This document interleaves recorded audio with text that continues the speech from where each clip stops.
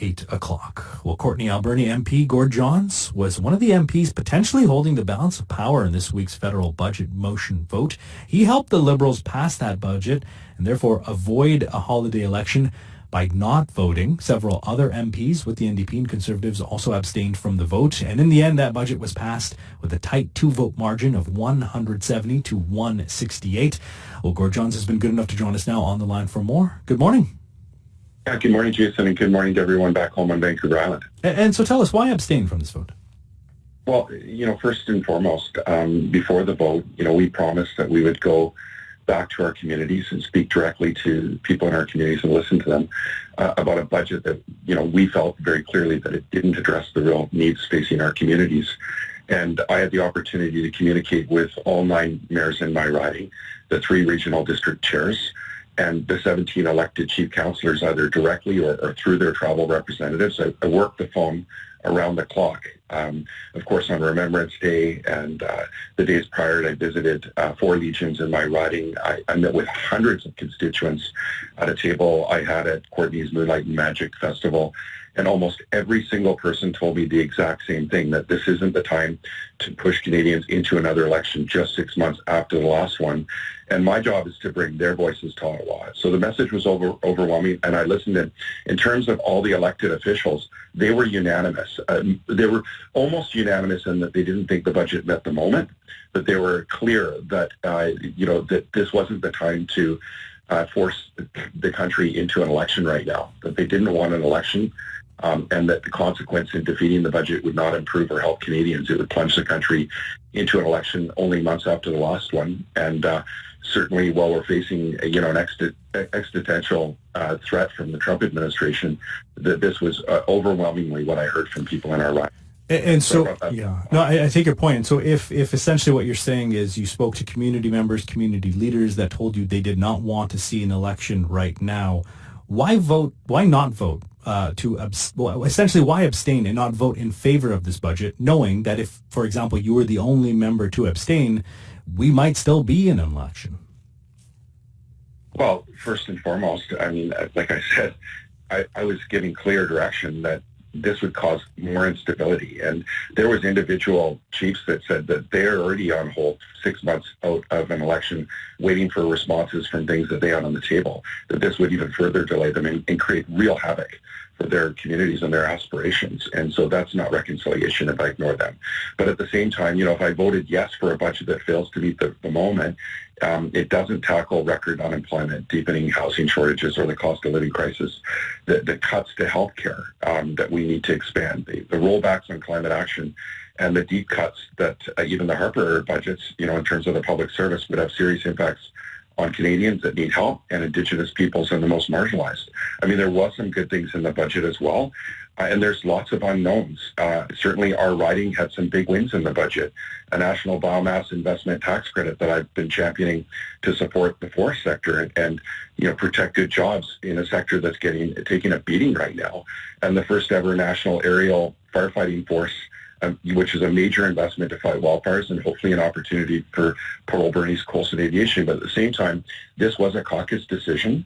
I brought back my concerns from, the riding at Courtenay-Alberni and Vancouver Islanders, and they were really clear that they didn't want an election right now, and they didn't want to plunge our country into, an unwanted election or rubber stamping a budget that falls short. So I chose to abstain.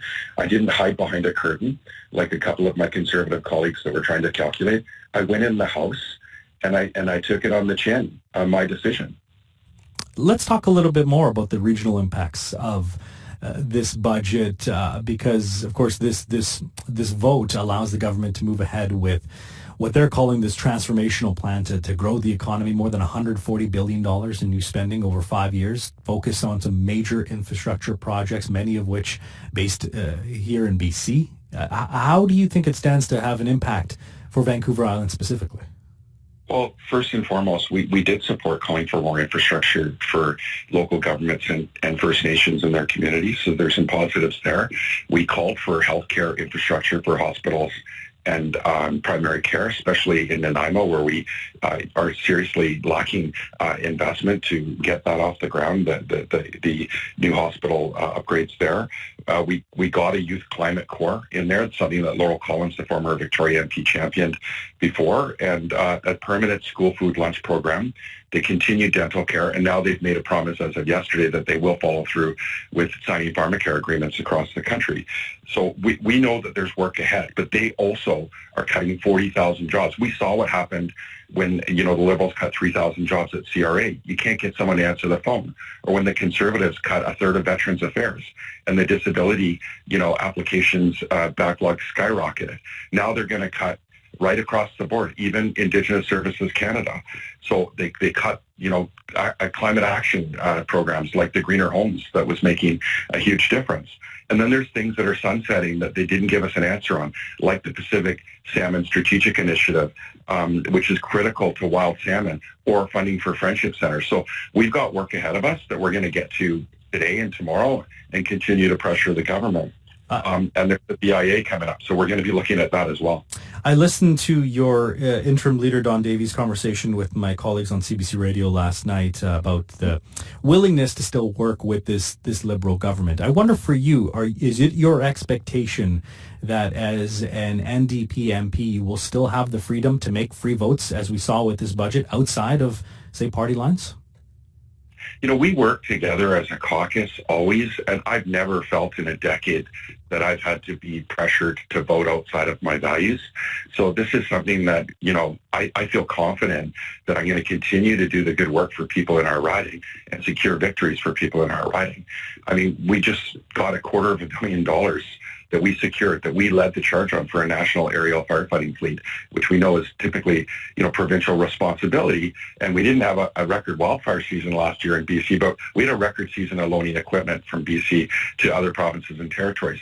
The biomass forest tax credit, which with hundreds of millions of dollars that will help support the forest sector and, better utilizing waste residue and create clean energy. So I'm going to continue to push hard, and we're going to continue to always have conversations with government and try to make Parliament work. That's something that we've always been committed to, that Jack Layton was a champion of.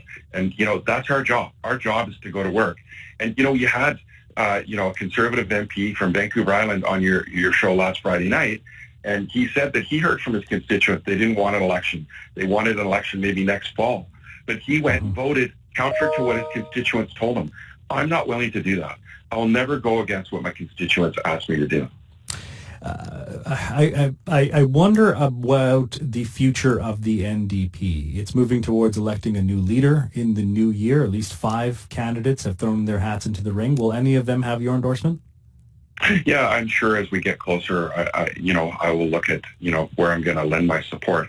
But right now, my job is to represent my constituents and make sure that we have a strong presence in Ottawa. And we're doing that. We're the only party calling out the corporate greed that's happening right now. People are taking a beating when they go to the pump, when they go to the grocery till, when they get their telecommunications or their internet or their cell phone fees, or when they pay their mortgage or their rent. Meanwhile, big banks, big grocery, big oil, and now we're seeing the corporatization of our housing market, our residential housing market, just skyrocket. Record profits are being broken by the big corporate conglomerates. We're the only party that's willing to take it on.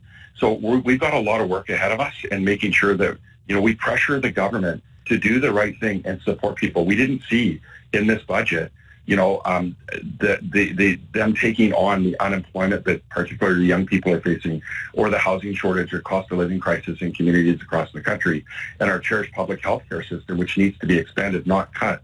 We're going to be out there fighting for Canadians and invest in the programs that Canadians want. Well, finally, just to that point, when you talk about fighting for Canadians, I wonder what your message is to New Democrats who say, well, if you're fighting for us, why not send us to an election? Why not give this party a chance to reclaim party status instead of abstaining for a vote? Because I take your point. I know what you mentioned before about hearing from your constituents, from your community. But if that's the ultimate goal, then why not vote against this budget? I just feel like I wonder what your message is to those that say you're sounding a bit hypocritical right now, trying to balance both not being happy with this budget but allowing it to pass. I heard from New Democrats right across the board. They didn't want us to plunge the country into an election either. So, we've got a responsibility to Canadians first. We just had an election 6 months ago.